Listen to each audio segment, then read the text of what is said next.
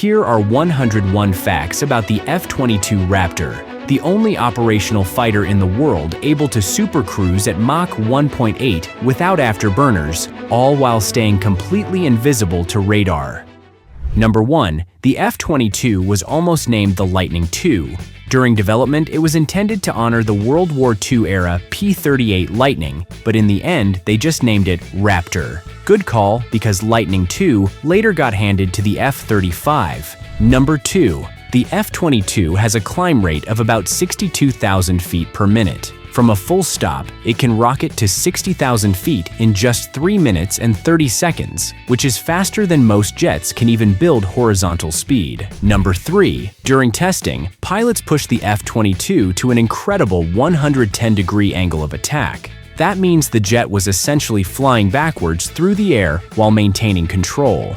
Number 4. Each F-22 Raptor came with a really expensive price tag. The sticker price per jet was about $150 million, but if you include all development costs, one Raptor would effectively cost around $334 million over its lifetime. In total, the program ran about $67 billion. That's more than the GDP of some countries for a fleet of under 200 jets. Number 5. It's also ridiculously expensive to fly. The F-22 costs roughly $68,000 per hour of flight. A single training sortie can burn as much cash as a luxury car. Stealth coatings, maintenance checks, fuel, and parts all add up. In 2014, the Raptors needed over 40 hours of maintenance for every 1 hour in the air. Number 6. The F-22 can pull and hold 9 G-turns continuously until it burns through its fuel.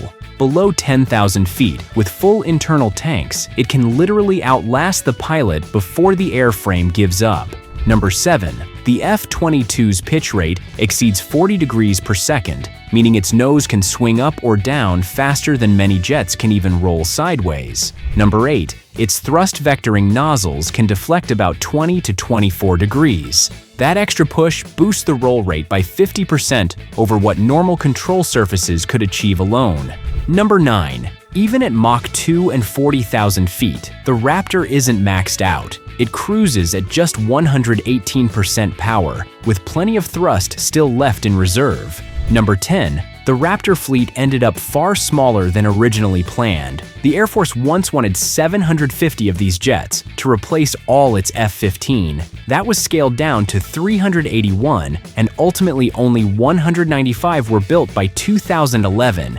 But why did they make such drastic cuts? Well, the Cold War ended, and the F-22 was ferociously expensive. In 2009, Defense Secretary Gates famously capped it, essentially saying, "Enough, we have other toys to buy." Number 11.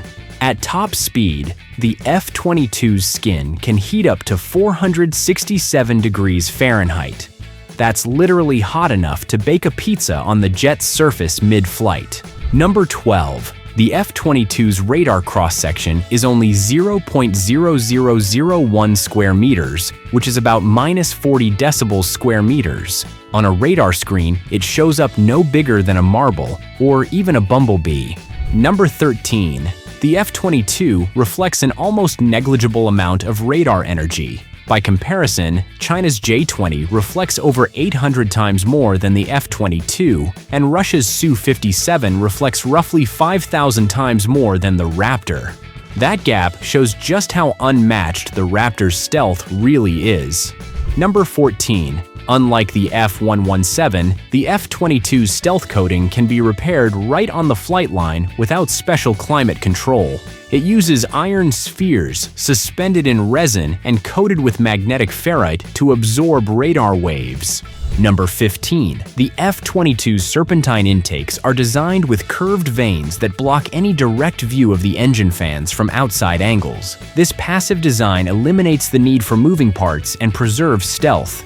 Number 16. The jet's development ran into serious delays, 83 months behind the original plan.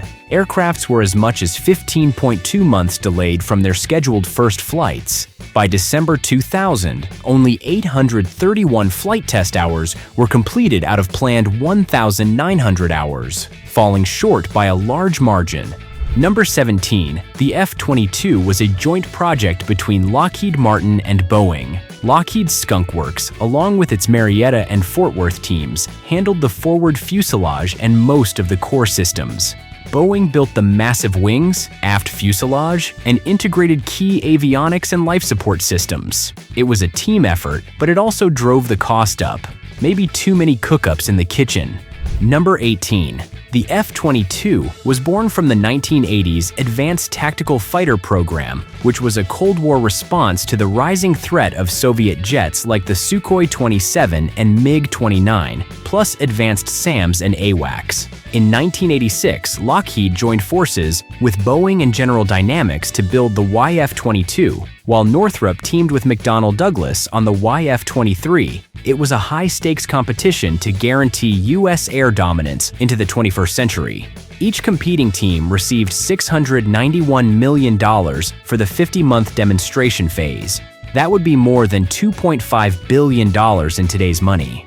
Number 19. In the 1991 fly-off, Northrop's YF-23 Black Widow II proved slightly faster and stealthier than Lockheed's YF-22, which later evolved and became F-22 Raptor. But the YF-22's thrust vectoring engines gave it far better agility, and its avionics integration impressed the Air Force. In 1991, the Air Force chose the YF-22 as the winner, so the sleek YF-23 never went into production. Number 20. The F-22's first flight took place in September 1997 with test pilot Paul Metz at the controls. The Raptor accelerated so quickly that the chase F-16 had to light its afterburners just to stay alongside. The 58-minute flight over Georgia ended with Metz tapping the brakes, making the jet dip forward like a bow, saying, thank you very much," to the crowd. It was the start of a rigorous test program, which would include nearly 3,500 test flights before service entry. Number 21. The flight control of the F-22 is so advanced that the original pilot's manual literally encouraged aggressive flying. One F-22 pilot recalled that the manual initially stated, "You may fly this aircraft with reckless abandon." In other words, the jet's computers will prevent you from hurting it, or yourself, no matter how hard you yank the stick. They eventually toned down the wording, but the message remained. The Raptor's agility and handling are practically carefree. It will do whatever you ask, and a bit more. Number 22. In exercises, the F-22 has racked up lopsided victories. In one simulation during Exercise Northern Edge 2006, Raptors went up against F-15 and scored 108 wins to 0 losses. Pilots joke that fighting a Raptor is like boxing with an invisible Mike Tyson. Number 23. The F-22 supercruises, which means it can fly supersonic without using afterburners. Most fighters need fuel-guzzling afterburners to break Mach 1. The Raptor's powerful twin engines let it cruise around Mach 1.5 in dry thrust. Even when loaded with missiles, it can dash at over Mach 1.5 without the flaming plumes. This gives it a tremendous tactical advantage. It can cover long distances fast, and missiles launched at supercruise start out with extra range. Number 24. In max afterburner, the Raptor is really fast. Its top speed reaches around Mach 2.25, which is about 1,500 miles per hour. Exact numbers are classified, but Mach 2 Plus is confirmed. It's not the absolute fastest jet ever, considering interceptors like the MiG-25 were faster. But remember, the F-22 carries weapons internally and has stealth shaping. At those speeds, generally the skin heats up and the stealth coating would rather you not go any faster. Still, Mach 2.2 is nothing to scoff at. It can outrun almost anything that isn't a missile. Number 25. F-22 is one of the stealthiest jets ever. Its design has no right angles. Instead, it's all carefully aligned facets, chinies, and serrated edges to deflect radar wave. Number 26. Its skin is coated with advanced radar-absorbing coatings and composites. Even the cockpit canopy has a thin metallic film that gives it a golden sheen. That gold tint isn't for looks. It reflects radar waves to keep them from bouncing off the pilot's helmet or cockpit interior. The one-piece polycarbonate canopy is actually the largest of its kind on a fighter, giving the pilot a wide view while staying stealthy. Early on, the stealth coating was faulty. It even peeled in rain, but over time it's become more robust. In short, the Raptor wears a very expensive and high-maintenance invisibility cloak. Number 27. Unlike other jets, all weapons on the F-22 are carried internally to preserve its stealth and aerodynamics. It has 3 internal bays, a large belly bay for missiles or bombs, and 2 smaller side bays for short-range missiles. When it's time to shoot, the bay doors snap open for just a second. A pneumatic arm pops out a missile, then they shut immediately. This entire process takes less than 2 seconds and is so fast that it barely leaves a blink on enemy radar. Number 28. The Raptor's punch comes from a mix of missiles and a gun. Its internal bays carry up to 6 AIM-120 AMRAAM radar-guided missiles for long-range fights, plus 2 AIM-9 sidewinders in the side bays for dogfight. For close-in work, it also has a hidden M61A 220mm Vulcan cannon mounted in the right wing root. A door covers the gun's muzzle when not in use to maintain stealth. The cannon holds 480 rounds, good for maybe 5 seconds of fire. It's a last resort because ideally, the F-22 never lets enemies get that close. But if a knife fight breaks out, the Raptor has a very big knife. Number 29. When stealth isn't a factor, the F-22 can carry fuel tanks or weapons on external hardpoints. It has 4 removable pylons that can hold about 5,000 pounds total. In practice, Raptors sometimes use 2 600-gallon drop tanks under the wings for long ferry flights. These can be jettisoned when reaching the combat zone. The jet could also carry extra missiles externally, but doing so would make it light up on radar like a Christmas tree, negating the stealth. But usually, dropping those tanks is like the Raptor shedding its training weights and going full ninja. Number 30. The Raptor's Pratt Whitney F119 engines are straight-up monsters. Each one pumps out about 35,000 pounds of thrust, and some sources even push that up to 37,000 with afterburner. Put 2 of them together, and you're looking at over 70,000 pounds of raw shove in a jet that weighs around 43,000 pounds empty. That's a thrust-to-weight ratio better than 1-to-1 when it's lit up. Number 31. The F-22 is built for efficiency in a dogfight. Its large wing area and thrust allow tight turns even with weapons loaded. In a merge, it can outturn most adversaries while also not bleeding speed as quickly. The jet's designers wanted something that dominates close in as well as beyond visual range. So the result is a big F-22, which is 62 feet long and has a 44 feet wingspan, but it maneuvers like a much smaller jet. Pilots say it's eye-watering to see a Raptor start pulling instantaneous turns. It just doesn't behave like a normal plane. Number 32. The F-22 is also a ferocious sensor platform in passive mode. Its electronic warfare system has over 30 antennas blended into the wings and fuselage, providing 360-degree coverage. It can sniff out enemy radar emissions from tremendous distances, reportedly up to 250 nautical miles or more. In fact, the ALR-94 can geolocate threats so accurately that Raptor pilots can launch missiles at enemies without even turning on their own radar, using purely passive targeting.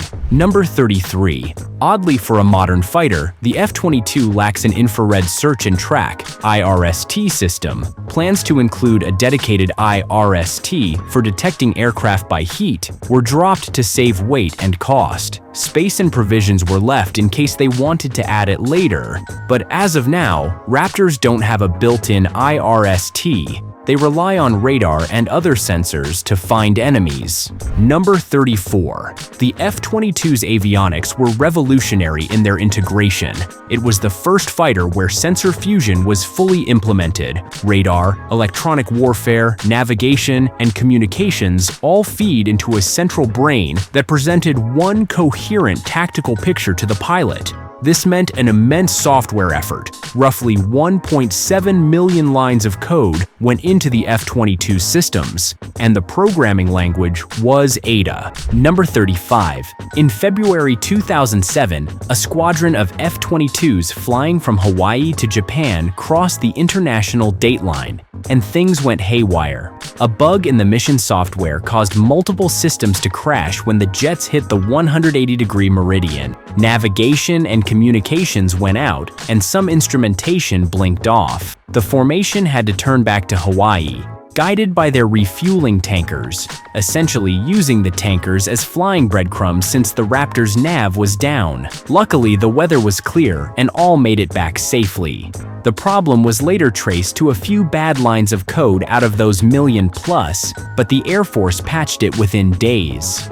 Number 36. For years, the F-22 pilots had a major problem. They couldn't easily talk to other fighter jets. The Raptor was built to talk only to other F-22s in stealth, and it could receive info from older Link 16 networks, but not transmit on them. This meant, if a Raptor saw a threat, it was hard to directly feed that to, say, nearby F-15s, without speaking over the radio. Number 37. For all its cutting-edge stealth and engines, the F-22 actually entered service without a helmet-mounted display. Even F-15s were getting them in the early 2000s, but Raptor pilots had to make do without. The cockpit was built to take one, but cost overruns and integration headaches kept it out.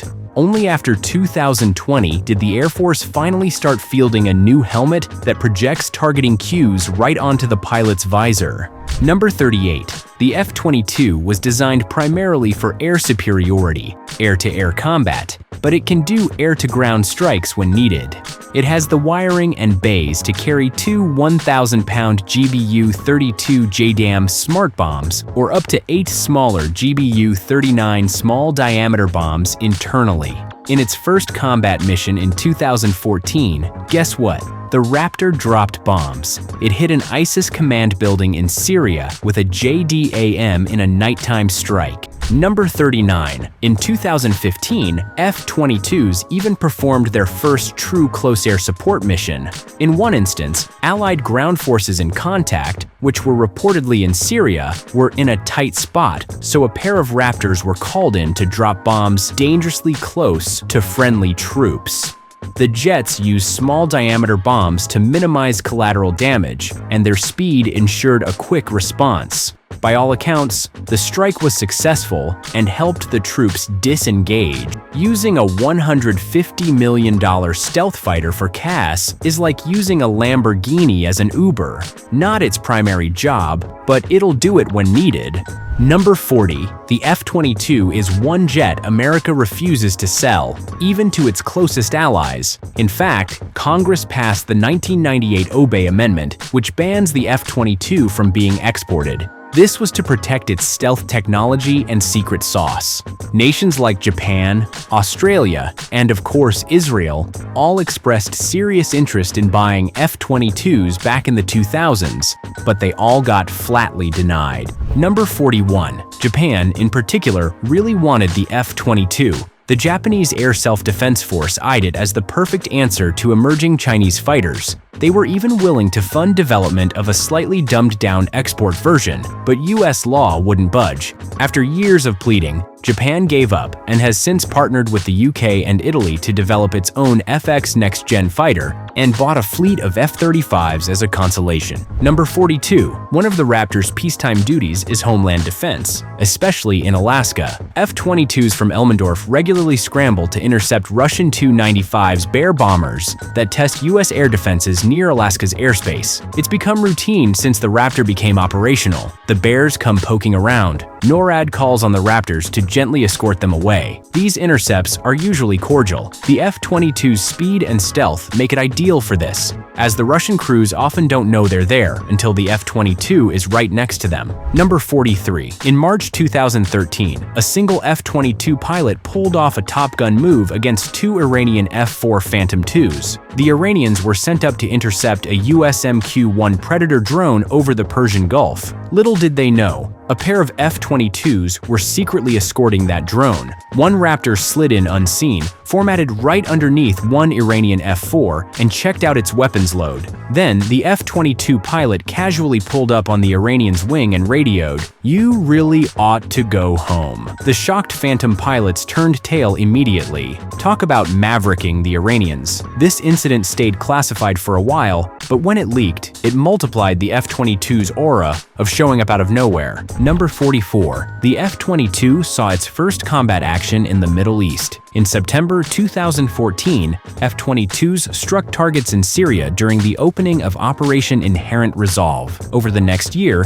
Raptors flew over 200 sorties and dropped 270-plus precision bombs on ISIS targets. They mainly hit high-value targets and provided overwatch. Number 45. The F-22's first air-to-air kill was actually a balloon. In February 2023, an F-22 shot down a high-altitude Chinese surveillance balloon off the U.S. East Coast with a single AIM-9X Sidewinder. Yes, the most advanced fighter in the world was scrambled to pop a giant spy balloon at around 60,000 feet. A few days later, F-22s also downed two other unidentified high-flying objects over Alaska and Canada. These were the first acknowledged air-to-air victories for the Raptor, nearly 18 years after entering service. The Raptor earned the distinction of likely the highest altitude air-to-air kill ever recorded. Number 46. Despite its prowess, the F-22 had a serious hiccup. Pilots were getting disoriented due to oxygen system issues. Starting around 2008, Raptor pilots began experiencing hypoxia-like symptoms in flight. From 2008 to 2012, there were at least 24 incidents of Raptor pilots reporting oxygen deprivation symptoms. In November 2010, a tragic accident occurred.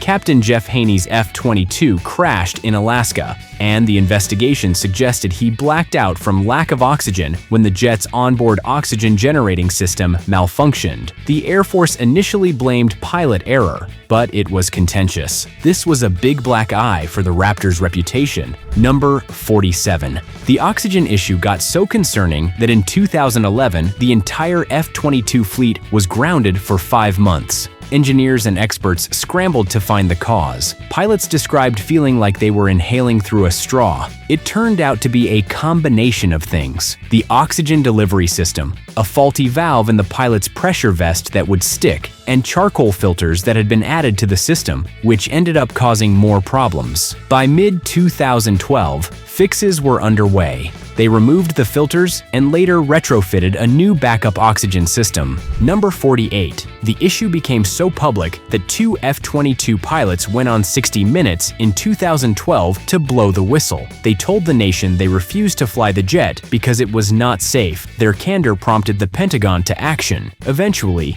an old faulty valve in the vest was pinpointed and replaced. The Air Force also installed an automatic backup oxygen system. Those two brave pilots, by the way, were protected from reprisal by Congress for speaking out. Number 49. The F-22 structure contains 42% titanium alloys, including the exotic TI-622-22 titanium alloy developed specifically for the program. Number 50. For all its complexity, the F-22 has been remarkably safe in terms of not crashing routinely, but it's not been crash-free. A handful of Raptors have been lost in accidents. In 2018, a Raptor crash-landed after a training dogfight near Eglin Air Force Base. The pilot safely ejected and the jet was wrecked. All told, we've lost a few Raptors out of 187, each one a multi-million-dollar loss. Number 51. The F-22 can be a bit of a hangar queen. Its mission readiness rates have often been mediocre. In 2018, the F-22 fleet's availability was only about 52%, and it slipped to 51% in 2019. That means roughly half of Raptors were down for maintenance at any given time. The Pentagon had a goal to get fighters to 80% ready. The F-22 laughed in response. Part of this is due to how cutting-edge and finicky it is, the stealth coating, the specialized parts, etc. The Raptor also had a smaller fleet to begin with, so each maintenance issue weighs more. Number 52. Keeping the Raptor stealthy is a huge maintenance effort. About 1/3 of its maintenance hours are related to its low observable coatings and features. Early F-22 deployments found that rain and humidity could degrade the stealth skin. When Raptors were sent to tropical Guam in 2009, their coatings didn't like the moisture and had to be replaced more often. The jet also has thousands of special fasteners and edges that need protective coating. To maintain all this, the Air Force developed climate-controlled hangars and special routines. In Alaska, crews even got hush houses to work on F-22s in winter, so ice wouldn't mess with the stealth skin. Number 53. To ease maintenance, the Air Force now uses robots to repaint the F-22's stealth coatings in hard-to-reach spots. For example, the engine air inlets need periodic resealing and paint. Traditionally, workers in suits would crawl in and spend approximately 1,600 labor hours sanding and reapplying coating, which is an unpleasant and lengthy task. Since 2016, 2 robots have handled this job at Hill Air Force Base Depot. They sand and spray new RAM, radar-absorbent material, in the inlets in only 300 hours, which is an 80% reduction in time. This innovation saves about $220,000 per jet in maintenance costs and gets Raptors back in service faster. Number 54. Mother Nature can be as dangerous to jets as any enemy. In October 2018, a Category 5 Hurricane Michael slammed Tyndall Air Force Base, Florida, which was home to a Raptor training unit. A number of F-22s were trapped in hangars when the base took a direct hit. The aftermath: 17 Raptors were left behind, and several sustained serious damage. At least 4 F-22s had significant damage to their stealth coating, structures, and components. One was reportedly lifted and tossed into another. The good news: none were completely destroyed beyond repair, and in the following months, all were restored to flying condition. Number 55. The F-22 program's achievements were recognized with the Collier Trophy in 2006. The Collier Trophy is one of the most prestigious awards in aviation, awarded for the greatest achievement in aeronautics or astronautics in America for that year. The F-22 team won it for finally bringing the first 5th-generation fighter into operational service, citing the Raptor's revolutionary combination of stealth, supercruise, and integrated avionics. So yes, the F-22 basically won the Oscar of aerospace. Number 56. There was supposed to be a 2-seat F-22B version, but it never happened. Initially, the plan called for some tandem-seat Raptors for training and possibly a dedicated strike role. However, in 1996, the 2-seater was canceled to save money. The orders were converted to single-seaters. Thus, every Raptor pilot learns to tame this beast solo, without an instructor in the back. They rely on simulators for practice. 2-seat fighters were useful in older jets with complex radar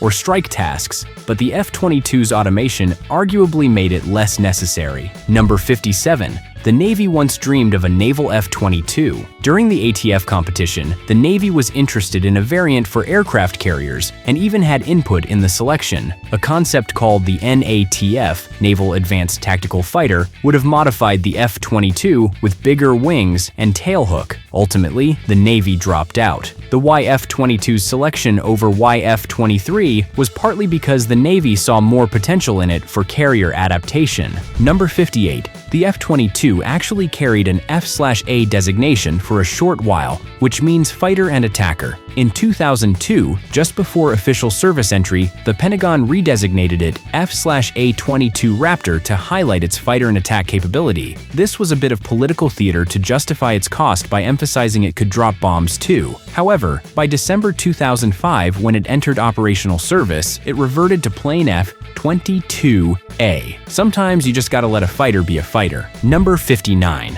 The Raptor had the longest and most expensive development for a fighter, but it was also the world's first 5th-generation fighter to enter service. In December 2005, the F-22 reached initial operational capability, beating out any Russian or Chinese efforts by years. For reference, Russia's Su-57 entered limited service only in the 2020s, and China's J-20 in the late 2010s. 5th Gen is characterized by stealth, sensor fusion, and advanced avionics, and the F-22 set that template. To this day, many consider it the yardstick by which all other fighters are measured. Number 60. The F-22's success spurred other nations to build their own stealth fighters. China's J-20 Mighty Dragon and Russia's Sukhoi 57 Felon were both direct responses to the Raptor. Both programs faced delays and cost overruns. Apparently, building a rival to the Raptor is not easy. The Su-57 had engines and production issues, and the J-20 is still evolving its engines and avionics,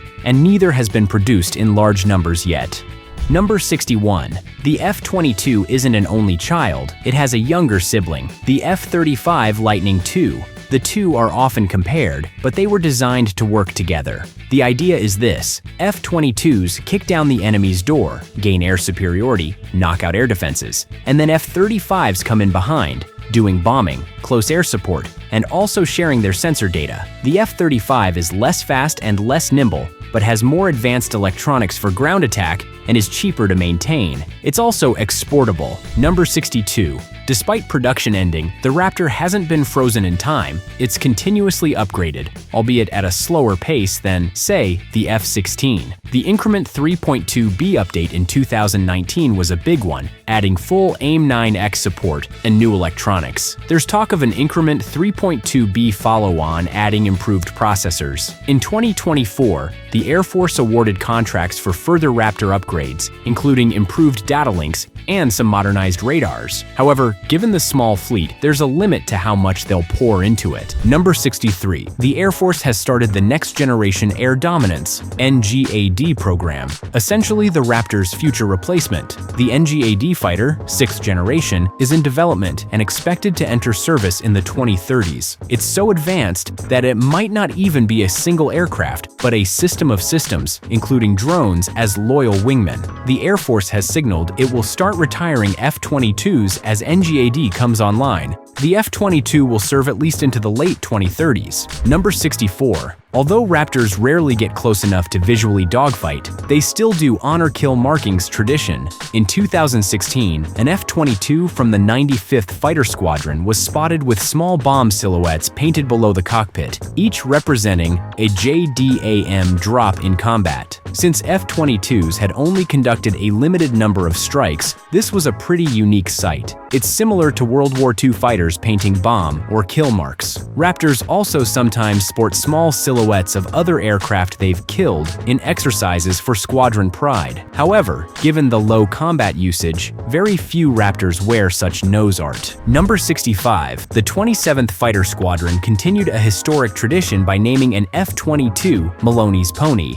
In World War II, one of the squadron's aces, Captain Thomas Maloney, flew a P-38 Lightning with that nickname until he was shot down and injured in 1944. The squadron revived the name on Raptor tail number 090174 in 2011. At first, they hesitated because flashy insignia might affect stealth, but they figured a modest artwork was fine. The jet carrying Maloney's Pony nose art went on to lead the Raptor's first combat mission, the 2014 Syria strike. Number 66. At air shows, the F-22 Raptor demonstration team puts on a mind-blowing display. The Raptor does things that seem to defy physics, pulling tail slides, high alpha loops, and the power loop, where it flips end over end using thrust vectoring. It can also do a Cobra maneuver, hanging at a ludicrous angle of attack before recovering. He jets raw power even allows a maneuver dubbed the Raptor slide, where it literally moves backwards briefly in the air. The demo routine is carefully choreographed to show off the jet's super maneuverability without revealing classified capabilities. Number 67. In close training bouts, there have been a few times where 4th generation jets managed to score mock kills on F-22s. In a 2009 exercise in the UAE, French Rafale fighters claimed a couple of wins within visual range. The French even released gun camera video showing a Rafale getting a lock on a Raptor. Similarly, in 2012, A German Eurofighter pilot bragged about nailing an F-22 in a mock dogfight, and one Raptor was shot down in training by an old UAE Mirage 2000 in a close scrap. These instances usually required specific conditions, like restricted rules of engagement or the Raptor pilot making mistakes. Number 68. China has claimed that its newer ground radars can track the F-22 on certain wavelengths. There were reports that during some 2018 flights over South Korea, Chinese radars saw F-22s from long range. How true is it? Hard to say. Advanced low-frequency radars might detect something, but targeting the Raptor with a weapon is another story. Stealth isn't a cloaking device. It just makes detection extremely difficult and reduces engagement range. As radar tech and computing improve, stealth planes must also advance, using tactics like flying low or new materials. Number 69. When Raptors fly routine missions or training, they often attach special Lundberg lens reflectors on their fuselage to make themselves visible on radar. These devices create a big radar return, effectively negating the stealth. It's essentially a removable radar reflector. If you ever see a photo of an F-22 with circular patches on the sides or underbelly, those are Lundberg lenses. When it's time for combat, ground crew remove them, and the jet goes back to ninja mode. Number 70. The F-22s also made a big splash on the silver screen as the villainous Starscream in Michael Bay's Transformers films. The Decepticon second-in-command transforms into an F-22 Raptor, using the jet's speed and power to wreak havoc. In the 2007 movie, Starscream even does some impossible hover moves in downtown LA. Additionally, in the 2008 movie Iron Man, it's a pair of F-22s that intercept Tony Stark during his first test flight in the Iron Man suit. The Raptors struggle to keep up with the high-tech superhero, but eventually, one manages to clip him, with Stark then saving the pilot after an ejection. Number 71. Women fly the Raptor too. The first female F-22 pilot was Captain Jamie Jameson, who became combat-ready in the Raptor in 2008. She paved the way in what had been an all-male community. Since then, a few other women have joined the Raptor ranks. As of a few years ago, there were only a handful, with reports saying 4 female F-22 pilots worldwide as of the late 2000s. Number 72. A few ally pilots have had the exclusive chance to fly the F-22 through exchange programs. In 2010, RAF Flight Lieutenant Dan Robinson became the first British pilot to complete F-22 training and flew the Raptor as part of an exchange at Tyndall Air Force Base. More recently, Royal Air Force Squadron leader Alexander Thorne served as a foreign exchange officer in a Raptor squadron and flew F-22s, including formation flights, in 2021. There's also been an Australian exchange pilot or two reportedly. These folks basically become part of a US Air Force unit for a few years. It's about sharing tactics with close allies. Number 73. The life cycle of the Raptor is planned out for decades. Each F-22 airframe was built with a service life of about 8,000 flight hours, which translates to around 30 to 40 years of service. Lockheed Martin estimates the Raptor fleet can last until at least the 2040s with proper maintenance. The US Government Accountability Office projected that keeping the F-22s flying throughout their lifespan will cost on the order of $60 billion in operations and maintenance. Yes, billions more just to sustain them. The Air Force has done structural life extension work and upgrades to ensure the jets remain airworthy and relevant. So, a Raptor delivered in 2005 might still be soaring in 2040. Number 74. The Raptor's design cleverly incorporates measures to reduce its heat or infrared signature. Those flat thrust vectoring nozzles we discussed not only aid agility, but also flatten and mix the exhaust with cooler air. This lowers the plume temperature to make the jet less visible to heat-seeking missiles. The F-22 also has an afterburner muffler of sorts. The way fuel is introduced in stages keeps the exhaust from forming a big hot spot. Additionally, the jet's skin disperses heat from the engines. It's not foolproof. A hot fighter will always show up on some IR sensors, but every bit helps. Number 75. The F-22 has never been exported, but its tech has trickled into other programs. In a sense, allies indirectly benefited from F-22 development through the F-35. The F-35's stealth coatings and certain avionics drew lessons from the F-22, with improvements for ease of maintenance. The F-35 even borrowed the intended name Lightning II. Additionally, some believe believe the delayed revelation of the F-22's true capabilities influenced Allied urgency in getting their own stealth jets. Japan's upcoming FX, now collaborating with the UK and Italy on the GCAP program, is a result of not getting F-22s. Number 76. An F-22 canopy once trapped a pilot inside for nearly 5 hours. In 2006 at Langley Air Force Base, a Raptor's canopy failed to open due to a lock malfunction. The pilot was stuck as ground crew tried in vain to electronically or manually unlatch it. Eventually, maintainers had to saw through the canopy to free him. The pilot got out unharmed, aside from probably needing a restroom break, but the canopy was ruined. A $182,000 part literally cut to pieces. Number 77. In exercises, Raptor pilots sometimes purposely handicap themselves to give opponents a fighting chance. They might limit use of afterburner or not use stealth tactics fully, just so Allied pilots in F-15s can get valuable training. Otherwise, exercises would just be Raptor comes, Raptor kills all, game over. One method is that F-22s will carry Lundberg lens reflectors or emit radar beacon signals so they appear on the training radar. Number 78. The F-22 is one of the few fighters that has never been beaten in red flag or simulated combat when operating at full capability. In fact, it sometimes plays the role of aggressor against US pilots to simulate the toughest enemy. Former Air Combat Command Chief General Mike Hostage once said, "If we're not fighting the F-22 in our training, we're not training for the high-end fight." However, the Raptor is so superior in some aspects that the Air Force has to temper its use in training.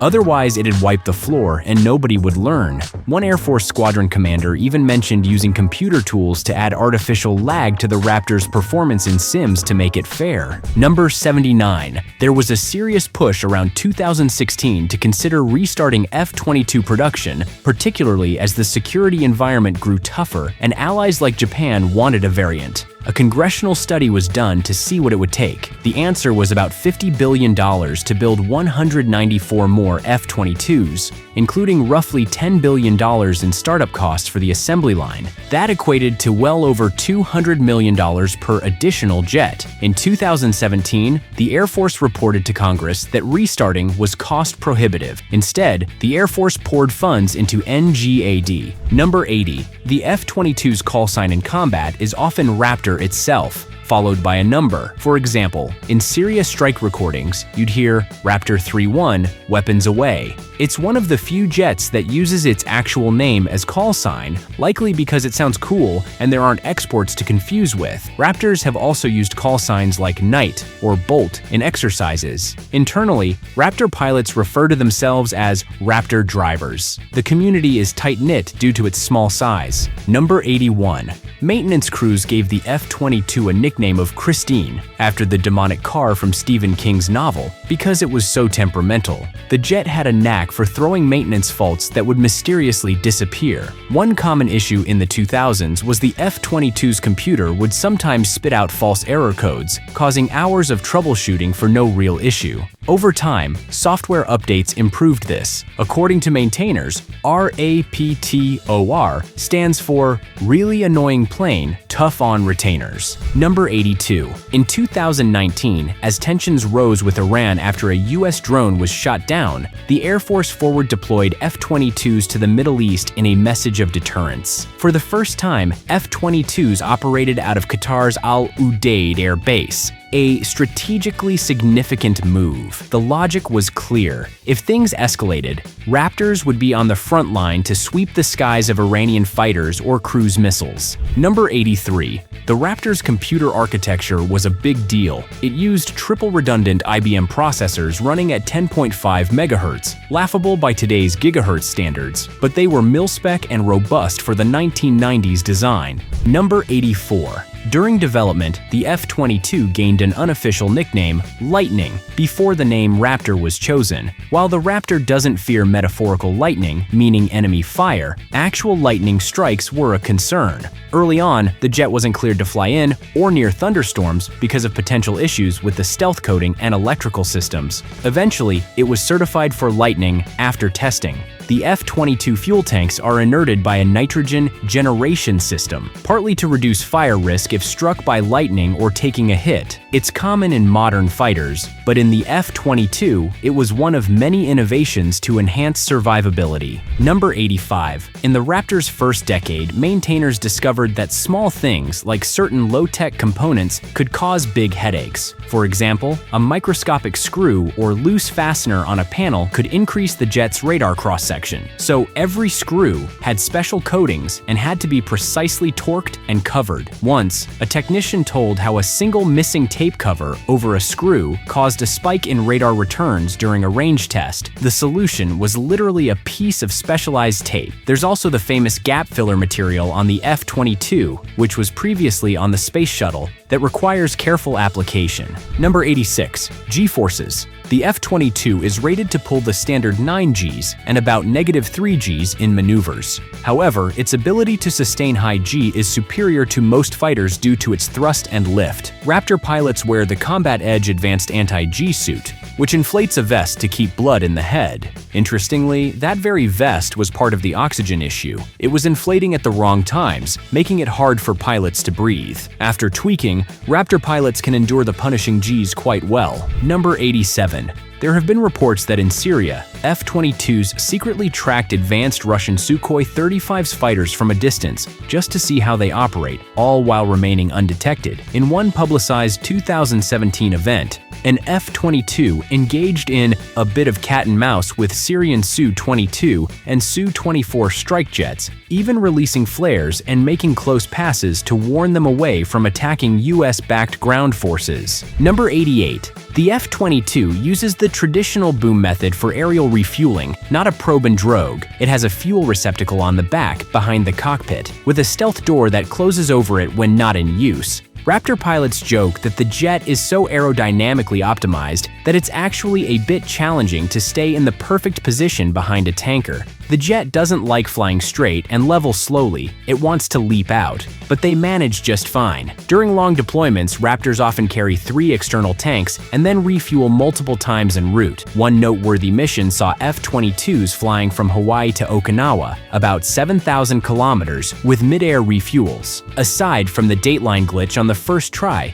they succeeded later. On deployment, a Raptor might refuel every few hours to keep combat patrols going, often taking about 8,000 pounds of fuel per top-up from a KC-135 or KC-10. They drink JP-8 jet fuel like sports drinks. Number 89. The Raptor can phone home in interesting ways. It has a communication, navigation, and identification suite called ICNIA, which was ahead of its time, integrating functions. For stealth, it has a data link, IFDL, that's low probability of intercept to talk with other Raptors covertly when it needs to share info with non-stealthy allies, and now it can more with new Link 16 transmit mods. It often uses encrypted UHF voice or goes through a gateway. In one exercise, F-22s use something called Project Missouri to pipe their data to older jets. Additionally, the future plan is to use the Battlefield Gateway and advanced networking waveforms so that an F-22 can even control drones or receive info from satellite networks. Number 90. Any transmissions can give away position, so Raptor pilots are trained in strict emission control. Sometimes they'll even use hand signals in close training rather than radio. Number 91. The F-22 holds about 18,000 pounds of internal fuel.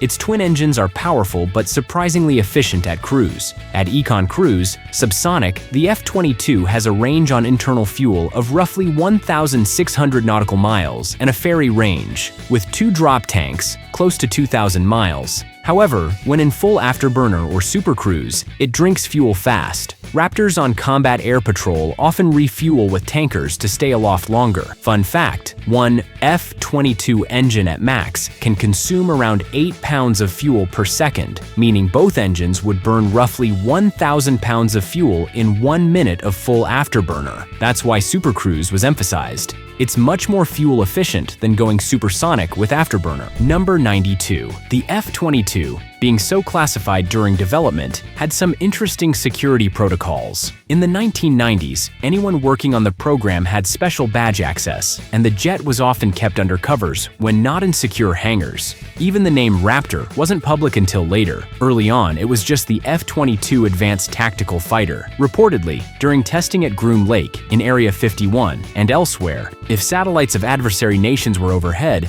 the F-22s were quickly rolled into hangars so prying eyes wouldn't see details. Number 93. Raptor pilots and units have won numerous accolades in the Air Force for their performance. The Mackay Trophy for the most meritorious flight of the year was awarded to a pair of F-22 pilots for a 2011 incident where they safely recovered an F-22 that had a sudden dual-engine issue at high altitude, a situation that could have been fatal. They managed an emergency dead-stick landing from 50,000 feet. Additionally, F-22 squadrons have repeatedly won the Raytheon Trophy, formerly Hughes Trophy, which goes to the top air-to-air unit each year. Number 94. The Raptor made history on January 21, 2006, when it flew its first overseas exercise in a red flag at Nellis Air Force Base and famously scored 144 kills to 0 losses, as per some reports, over 2 weeks of mock battles. This was the Raptor's trial by fire in large force exercises, and it dominated so thoroughly that one Australian said that, "It's like we're the adversary's junior varsity, and the F-22 is the NFL." The exercise controllers even had to regenerate some adversary jets,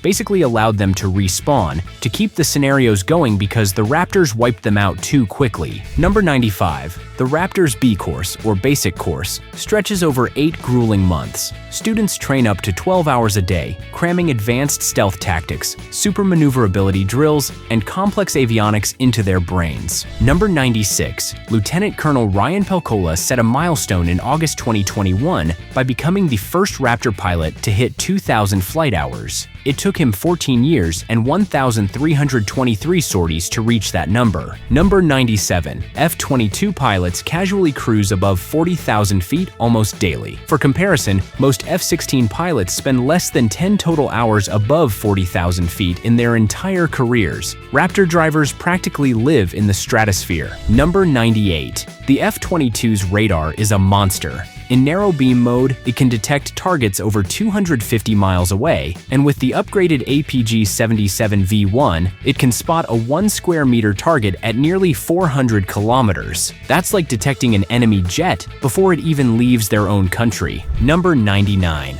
Deep inside the jet sit 2 Hughes Common Integrated Processors, or CIPs, each capable of crunching 10.5 billion instructions per second. Back in the 1980s, you'd need multiple Cray supercomputers to hit that number, the kind that filled entire rooms, the F-22 packs that power into its avionics bay, turning the jet into a flying supercomputer. Number 100. All that processing power pays off. The F-22's integrated avionics can track 10 targets at once in track-while scan mode. That means a single Raptor pilot can monitor an entire enemy formation, ranks which ones are most dangerous, and even engage multiple simultaneously. Number 101. The very last Raptor to roll off the assembly line was tail number 10-4195, delivered on May 2nd, 2012. That delivery marked the end of a production line that sprawled across 145,000 square feet. Shutting it down was bittersweet. The US finally had its fleet, but it also meant the world's most advanced fighter would forever be capped at fewer than 200 units. And that's it. If you made it to the end, subscribe.